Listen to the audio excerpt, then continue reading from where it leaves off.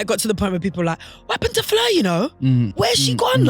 And it was like, I wish you knew what I'm experiencing right now. Is that label even still around, Psycho Music? Not anymore. We shut that down. It was nice, and it was like you had the big hair. It was like, oh, okay, there's somebody that I'm familiar with. I can see myself in that person. Yeah. I talk openly about my culture, about who I am. Yeah, you can hear the hood in everything that you said. There's a little twinge. Always kept it real. Always. This is the Plus 44 podcast. I'm Zeze Millz. Yeah, what's that about? What's that all And about? I'm Sideman. Music, Culture. UK. This is Plus 44 from Wondery. Wondery. Hello, YouTube. You are watching the Plus 44 podcast highlights. If you want to listen to the entire episode, you can listen to it wherever you get your podcasts. Coming up on this show, we have an interview with Fleur East, but let's get into what's been happening this week. KSI, in a recent Sidemen video, not to be confused with Sideman, said a derogatory slur in a Sidemen video, and he's since apologized, and the Sidemen have also apologized. What's your view? My view is that this is an example of someone that has got a little bit too comfortable thinking, okay, so KSI has not become KSI via mainstream, right? Yes. He's become KSI because of his YouTube, the Sidemen. Like, he's sick at what he does, right? He's built his own platform. He hasn't needed any of these mainstream people to help him. As he's built his platform, they've all flocked towards him. And I think what's happened is KSI has assumed that his following is so like loyal to him that he can almost get away with saying what he needs to say. And the reason why I say that is because there was too much build up for him not to know what he was saying. He said, I don't mean this in a malicious way. We need points. It wasn't just like, oh, he said the word and it was like, oh, I shouldn't have said that. That's really bad. He understood what he was about to do because he did too much caveating before he got to saying the word, if that makes sense. So that's error number one.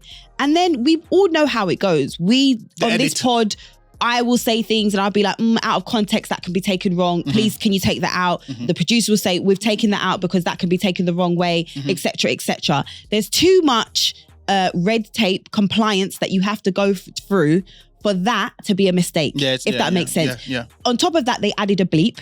Do you know how much you have to add? You have to add a bleep post. Do you understand what I'm saying? Yeah. Then you added the nope at the bottom. Like they all knew what they was doing. And that's thought why, it was funny? right. And that's what I mean. They've got too big for their boots. Yeah. As in they feel like they're untouchable. Yeah. As in like, we've built this without the establishment, without the people. Therefore, we almost can't be cancelled. We can do what we want. Yeah. And I think what happened, and that was the poor judgment. Yeah. And it's totally wrong. I don't think and that's why I don't know if people are accepting his apology or whatever, but I wouldn't be surprised if people are just like, no one cares about your apology because it didn't seem like it was a mistake. Yeah. I can guarantee you there would have been at least 2 to 5 conversations about whether they should have kept that in or not. So the fact that they all then decided that, oh yeah, no, it's fine for us to leave it in, it just shows someone that's got a bit too comfortable with where they are and how they've got there, in my opinion. Agreed.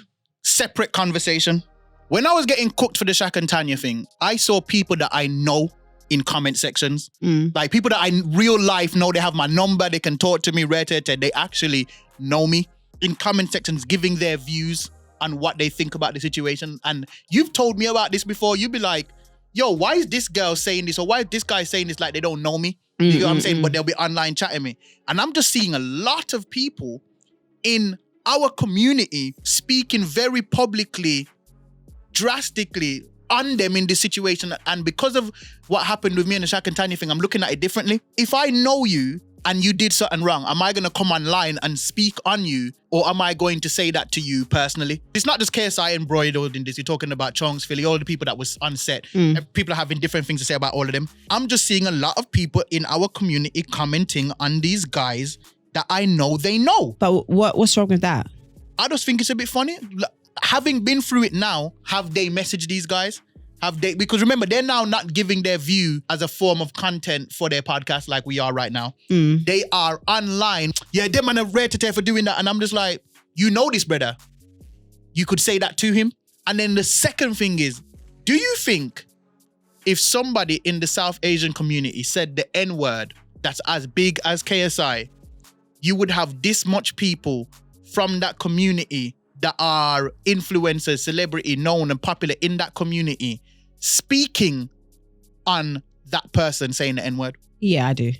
If they were in the culture, like, and even if they're not black, if they was in the urban or whatever world you want to call it, popular culture world, or then I think it would be like, yo, for ages there was a conversation about Tekashi 6ix9ine using the N-word. Like, why is he allowed to use it? Who was the conversation by though? Black people. Exactly. No, it was because of the way it was said. I think if it was said like how it is, then I think there would be a conversation. And I don't think they'd be talking as much as we're talking. No, I think they do, because anytime anyone uses the N-word, that everyone's jumping to our defense. Like, look what happened to the BBC. It wasn't just us black people that was upset with it. There was loads of like white people, non-black people. I didn't say white. Actually, they're probably in the black community, less people have been vocal about it, because I do find that sometimes it's up to a black person whether or not they want to speak on other people's struggles. Do you know what I mean? Like, that black person has their own struggles going on.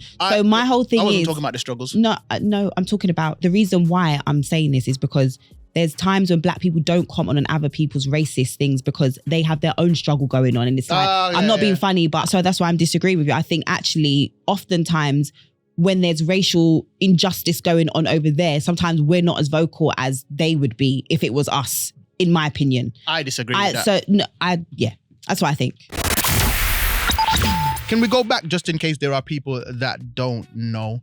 You came second in X Factor in 2014. Do you remember it? Or is it like a bit of a blur? Leading up to that point, I'd done so much. Yeah. So much in the industry before I even got on TV. Yeah. In so many girl groups I can't even count. Oh, wow. I was like signed to... Are you the drama? Because you were in so many... Are you the drama? Because you were in so many girl groups. What happened? Did they leave you or did you leave them? Do you know what, to tell you the truth? It was my own lack of self-confidence. Oh, really? I always wanted to sing, but I was really shy.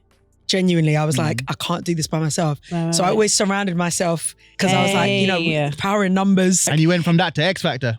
Right. There was a real progression. Signed to independent labels. I was touring with DJ Fresh for 2 years.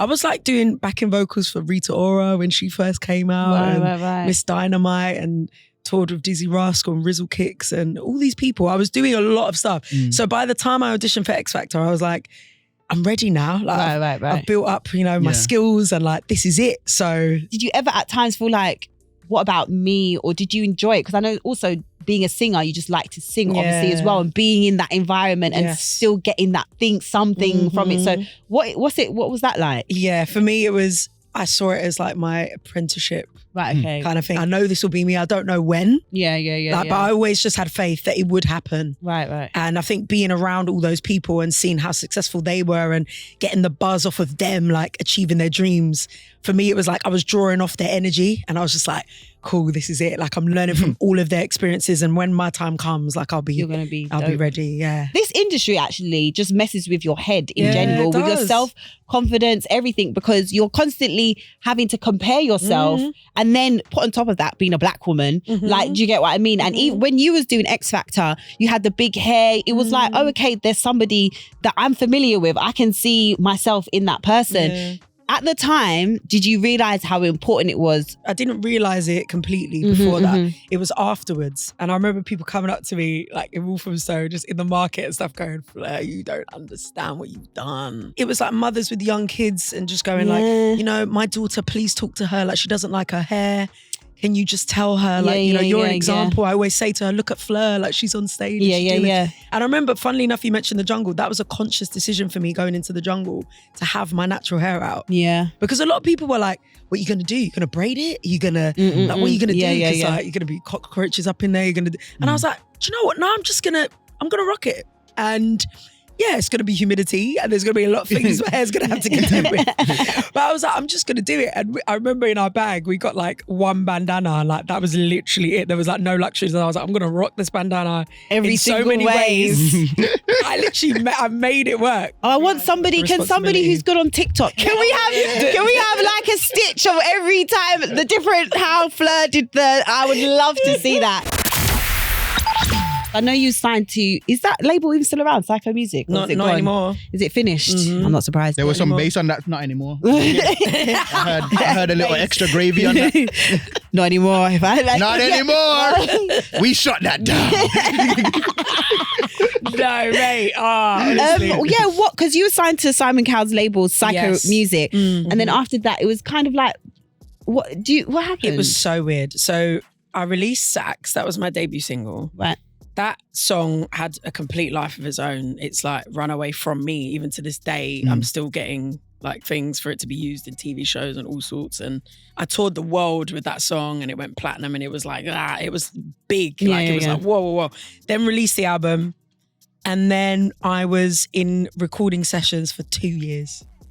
Them not letting you release music? Yeah. Do you know how many woman artists I've heard say we've been recording songs, falling in love with songs that we want the world to hear, and they say no, no. If you say no for 2 years, after that point, bro, we might as well put something out because no one knows who I am anymore. Right. And something is better than nothing. It was so frustrating. It was so frustrating. And creatively, I mean, there's no like formula or algorithm to writing songs, right? You have to be inspired. It has to be like your mood, your energy has to pour into it. Can you imagine doing sessions 6 days a week for 2 years? I was literally like, what is going on? And I was getting so frustrated because I could see other artists were being released. So much was going on around me. I'm sorry, I started laughing because I started imagining myself in release my music. Release my music before I start flicking. That was like I could not be thinking for 6 days a week, right? Making music. That's like prison. Can you imagine? Yeah. And like every so often you'd come out of a session, you'd be like, this is it. This is the next one, you know. And you play it to your and I go, I think we need to try again. I think we need people that I've never had a hit telling you what a hit is. I was drained. Creatively, I was drained. And can you imagine as well, I was still so linked to X Factor and that platform that I was going to all these red carpets and all these huge events and everywhere I'm going. So Fleur, where's the new music? What's going on? Where's the new music? And at first I could like lie and go, no, it's coming, you know, really excited. And then it got to the point where I was like, I actually don't even want to lie anymore. Like I just said to my team, I was like, don't send me to these things. This is actually embarrassing. I got to the point where people were like, what happened to Fleur, you know? Sax was big. Where's she gone? Like, and it was like, I wish you knew what I'm experiencing right now. Like, and the thing that's so difficult is there's a huge machine behind you, but you're the face of it all. Yeah. Like, I was the one that was like, what happened, man? You flopped. No one's asking you A&R. What's happening? Yeah, that's so I didn't true. flop. Like, it wasn't me. Like, it was the team. Like, you know, they literally had my career in their hands and they put me on a shelf for 2 years. It's funny because the story is always like, oh, you got dropped and everyone's been dropped. I literally walked into the office and I essentially asked them to let me go. Like, I would just walked in there and I was like, what's going on? For some reason, I'm imagining Dre at death row when she says it. Like, it sounds like she said it normal, but I imagine her going in there like, yo, I'm out. Yeah, I walked in there. I mean, it took a lot of courage, to be honest. Like, and I walked in there and I was just like, what are you doing with me? And it was just like sheepish answers like, no, we love you here. Sounds like all the relationships. It sounds like all the conversations I have in my situationships. Right? It's what like are we that. doing here? What are we? What are we? Like, listen, yo, who harmed Zeze Millz? Because like, yo, it's a lot now, bro. Not her, who harmed this woman? Dear God Almighty. There's this battle you go through, right? Everyone's got a bit of ego that you've got to contend with, right? And after obviously being with a massive machine and being everywhere, when I release stuff independently, you constantly have the questions, what's going on, man? You were doing this. You were like in LA doing this and now you're doing, nah, man, the industry did you dirty. You're now releasing you're this. sitting in front of Sideman and Zeze? Like, what's going on? Ain't you Fleur? Yeah, you get all that, you know, all that fame and I guess all the platforms and you have like the huge budget behind you. But really and truly, it's a huge pie and you get like that much. Yeah. When you do it independently, you might not see me everywhere, but what I'm getting is mine. Do you know the truth though? But what's it like when you know that's people's perception and you have to like walk in a room and you're thinking, oh, they think this is me, but you know the truth. Like even when you go quiet online and I could be filming a whole thing, but because I'm not posting, Zeze's fallen off or the views are not that much. How did you deal with that though?